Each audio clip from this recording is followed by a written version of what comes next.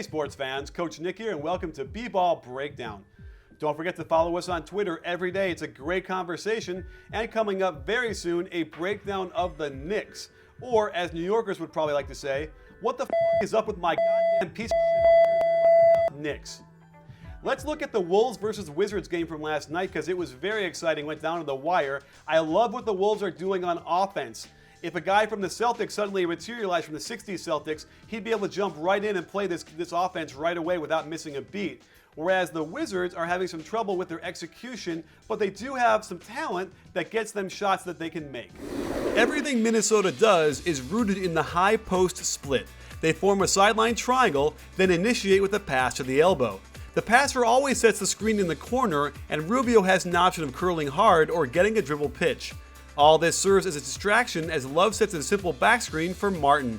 Gorgeous offense. This set is symmetrical as it can be run on either side of the floor. This time Love fakes the handoff to Barea, hitting Brewer in the corner after he's screened.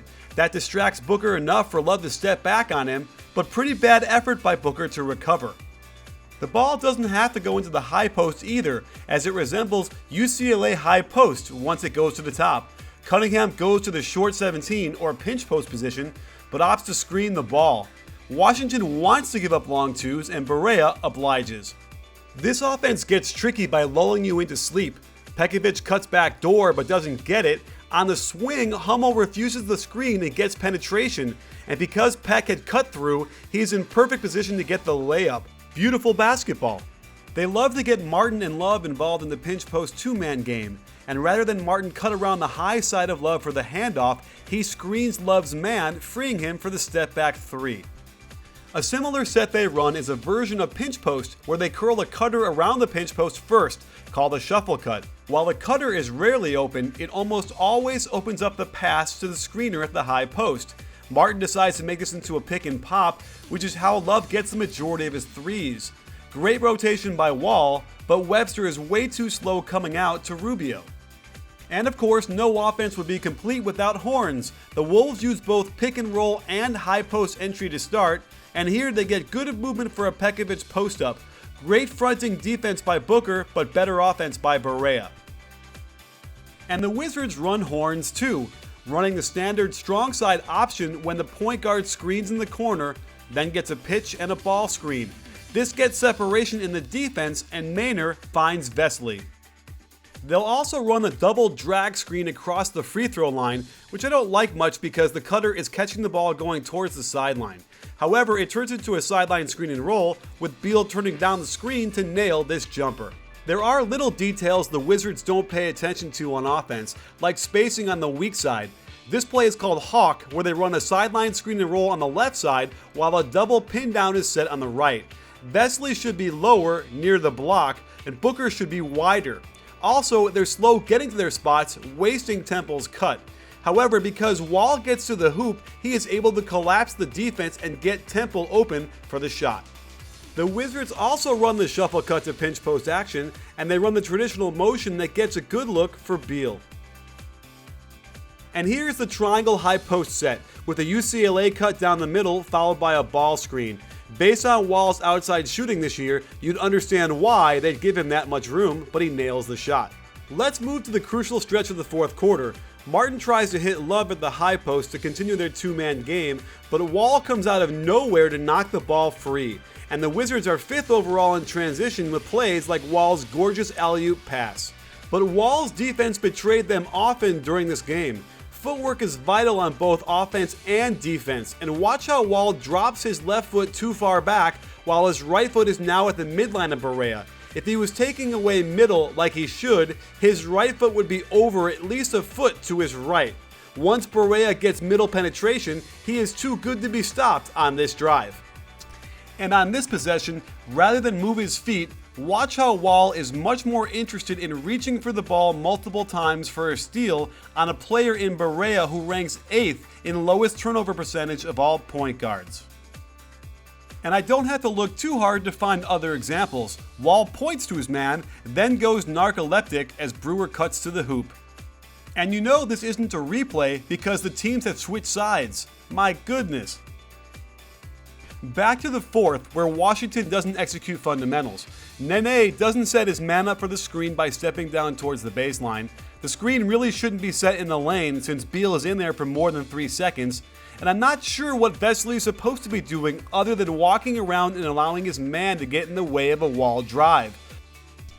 The Wolves are currently ranked 6th in defensive rating, partly due to great rotations like this that force a very, very tough shot.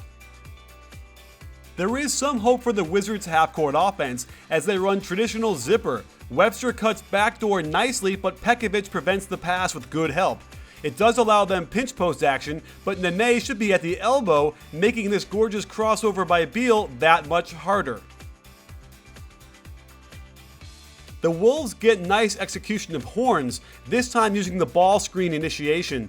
Normally this forces Love's man to help on the rolling Pekovic, but Vesely plays this well. However, this action forces the defense to give up something, and that's great low post position for Pekovic, who gets fouled. Zipper cut again for the Wizards, and Brewer is making Beal's life miserable, pushing him all the way to half court. I think Pekovic should be lower so he could rotate back to Nene. Instead, Love half rotates, getting stuck in no man's land, but they dodge a bullet when Vesely tries to shoot it before catching it. Nursing a 2-point lead, Washington runs a funky set where they set a ball screen even though Wall doesn't use it. Then they set another ball screen for Webster, who also has no intention of using it. Finally, they get a sideline screen and roll and a bad decision on a very long 2. With the score tied, Nene needs a translator for horns because he has no idea till there are 11 seconds left that that's what they're running. Wall ends up with another inefficient long 2, but comes up big. The Wolves go to ISO Love in the post, but watch how Beal isn't prepared to defend Minnesota's best perimeter scorer. To make matters worse, his own man runs right into him, and that frees Kevin Martin up for a good look at a 3. And in an absolutely crucial play, the Wolves keep Wall out of the paint, rotate desperately, but watch Nene. He's still in the key even though he's out of bounds. For over 4 seconds, he's in the lane until Webster rises up and hits this clutch shot.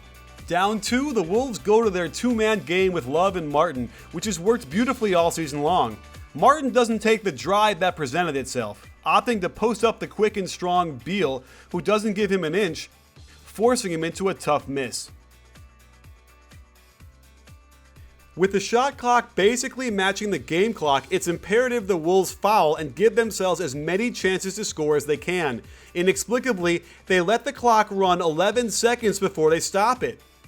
After Beal hits his free throws and Nene hits his, there is no more time and the game is over. And that's going to do it here in DC. Corey Brewer, a last heave at the buzzer. So there you have it, sports fans. I am confident the Wolves, with their offense, will be in the hunt for a playoff spot without a question. And who knows, their defense is very surprising so far, and I see a lot of really good fundamentals. And if they can keep that somewhere near the top 10, they're going to be really dangerous and no one will want to play them in the playoffs. Meanwhile, the Wizards are still learning to play with each other and execute down the stretch. It was a big win for them tonight. If they can keep these things up, they can be smelling the playoffs as well at the end of the year.